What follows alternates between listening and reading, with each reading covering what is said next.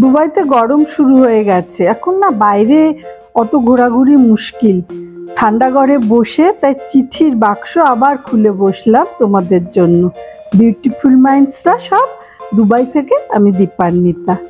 আগে কত রকম চিঠি লেখা হতো, এখনো হয়। Email, Facebook, WhatsApp. মনের কথা আদান প্রদান না করে মানুষ থাকতেই পারে না। অনেক সময় ছেলেমেয়েরা দূরে থাকলে মা কিংবা বাবা কাউকে একা তাদের কাছে গিয়ে কিছুদিনের জন্য থাকতে হয়। তার মানে স্বামী স্ত্রীকে কিছুদিন আলাদা থাকতে হয়। সেই রকমই এক গিন্নি সুদূর থেকে কলকাতায় ফেলে যাওয়া তার স্বামীকে, কর্তাকে চিঠি লিখেছে। মনে হবে চিঠিটা শুনলে আসলে হয়তো তোমার আমারই কথা লেখা আছে। এসো শুনি কি লিখছেন সেই গিন্নি তার কর্তাটিকে। কি বলে সম্বোধন করি এই ভাবনায় কদিন গেল। ৪৫ বছরের ওপর হলো, শুনছো? এই বলেই ডেকে এলাম। সত্যি তুমি আমার ডাক শুনতে পেলে কি না আজও তা বোঝা হয়ে উঠল না। মনে তো পড়ে না কখনো তোমায় চিঠি লিখেছি বলে। আজও ভারী লজ্জা করছে। তবুও ১ মাসের ওপর মেয়ে জামাইয়ের বিদেশি ঝা চকচকে সংসারে ১ মাসের ওপর হলো তোমায় ছেড়ে। তুমি যে ভারী ফুর্তিতে আছো সে বেশ বুঝতে পারছি। সারাদিনের ক্যান ক্যান, কিচির মিচির, কত বিচ্ছিরি কিছুই যে তোমার দিনগুলোতে নেই এখন। যা ইচ্ছে খাচ্ছ আর মনে সুখে যত রাজ্যের অনাচার করে যাচ্ছ। সারাক্ষণ টিভি চালিয়ে রেখেছো গাঁক গাঁক করে। সব বন্ধুদের বাড়িতে এনে রতনকে ফরমাইশ করছো, এটা বানা সেটা বানা বলে উল্টো পাল্টা খাচ্ছ। কিন্তু একটা কথা তুমি মনে রেখো, আর ২ মাস বাদে আমি ফিরলেই তোমার সব মেডিকেল চেক আপ, তারপর বুঝবে মজাটা। যতই জ্বালাতনের হোক, এত বছরের পুরনো বউকে তো আর ছাঁটাই করতে পারবে না। এরা বড় যত্নে রেখেছে। ভগবান আমাদের এমন সুন্দর জামাই দিয়েছেন। মেয়ের থেকে জামাই বেশি মা করে। অফিস থেকে এসে এমন ছেলে মানুষের মতো মা বলে জড়িয়ে ধরে, মনে হয় ও যেন আমার কত জন্মের ছেলে। মনে হয় রনি বনির সাথে ওকেও কোল পেতে শোয়ায়। সারাক্ষণ মার কি লাগবে, মার কোনো অসুবিধা হচ্ছে না তো, এই নিয়ে ব্যস্ত। আর রনি বনি তো সারাক্ষণ দিদাই করেই গেল। তাদের খেলার সময় দিদাইকে চাই, পড়ার সময়, ঘুমানোর সময়, খাওয়ার সময় দিদাই দিদাই আর দিদাই। সত্যি বলতে কি, এত আদর যত্ন এতটা জীবনে আর কখনই বা পেলাম? গাল ফুলিও না, সত্যি যা তাই বললাম। বাপের বাড়ির বিশাল সংসারে আলাদা করে কে আর কবে যত্ন করতে পারে? আর বিয়ের পর তো সব আশাও করিনি। তুমিও মার গোপাল ঠাকুর, আদর যত্ন পেতেই অভ্যস্ত। পাশের মানুষটার যত্ন নেওয়ার কথা আলাদা করে তোমার কখনই বা মনে পড়লো? অভিমানের কথা যদি হয়, একটু না হয় অভিমান হলোই। এই সংসারে মেয়ে মানুষের কিছু শাড়ি গয়না বাদ দিয়ে আর কি বা নিজের হয় বলো? চোখের জল, অভিমান এইসব মেয়েলি কিছু থাক না মেয়ে মানুষের নিজস্ব হয়ে। আমেরিকা দেশটা তো তুমি জানোই, তার কথা নতুন করে তোমায় আর কি জানাবো।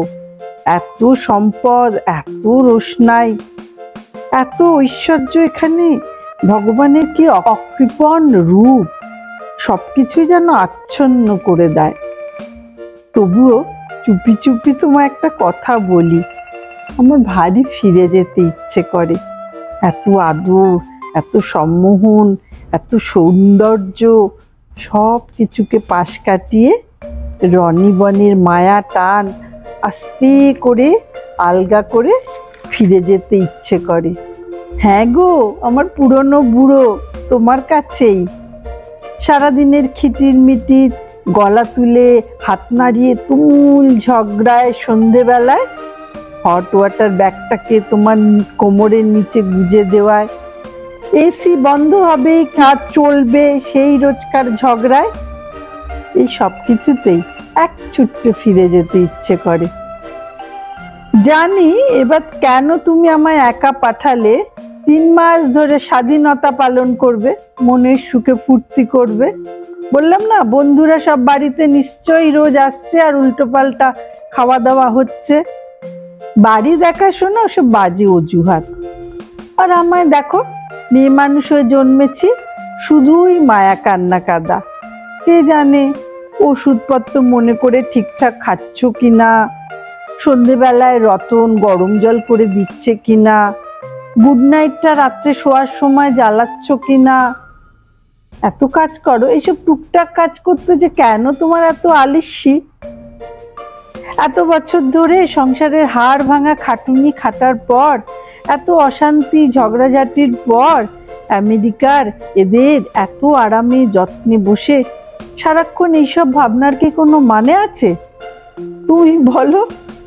কিন্তু মন আমার কথা শোনে কই? এতদিনের সংসার জীবনে 50 ভাগ সংসারের দরকারি কথা আর বাকি 50 ভাগ তর্কাতর্কি করেই তোমার সঙ্গে সময় কাটলো। এর বাইরেও যে তোমার আমার কোনো কথা থাকতে পারে, সে কি চাই আমি আগে জানতাম? অথচ আজ কাগজ কলম নিয়ে বসে মনে পড়ে গেল, তোমার সাথে আমার সত্যিকারের দরকারি কথা একটাও বলা হয়নি। তুমি কি বলো, আর সময় নেই? কিন্তু আমার শুধু ইচ্ছে করে 1000 বছর বাঁচতে, তোমার সাথে ঝগড়া করে তোমার সাথেই থাকতে। বৃষ্টি এলে সব জানলাগুলো মনে করে বন্ধ করো, কলকাতার বৃষ্টি বড় এলোমেলো।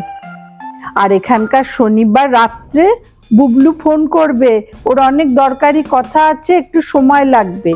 ফোনটাকে চার্জে রেখো, সঙ্গে রেখো, আর দয়া করে সাইলেন্টে রেখে দিও না। ভেবেছিলাম অনেক অন্যরকম কথা লিখবো তোমায়, কিন্তু এত কিছু লেখার পরও তো সেরকম কিছু লিখতে পারলাম না। তবে কি অন্য কিছু বলার নেই আমাদের? জানি তুমি কি বলবে, অন্যরকম না হোক, এরকমই মন্দ বা কি। আর তোমার আমার কথা তো মধুরই মধুর, না হলে দুজনেরই এমন সুগার হাই হয়। তবে থাক, এই বয়সে এসে না হয় আর নতুন করে নতুন কথা শুরু নাই করলাম। পুরনো কথাই বাকি কদিন ঘ্যানর ঘ্যানর করি, চিৎকার করি, তারপর সে তো তুমি জানোই, সব ঝগড়ার শেষে প্রণাম নিও। ইতি তোমার পুরনো ঝগড়ুটে বউ। কি কেমন লাগলো? কখনো কখনো মনে হচ্ছে না নিজেদেরই গল্প? এরম চিঠি তোমরাও কখনো লিখে ফেলতে পারো, পাশের ঘরে বসেই না হয় লিখে ফেলো, টুক করে পাঠিয়ে দিও হোয়াটসঅ্যাপ বা ফেসবুকে, দেখো খুব মজা হবে।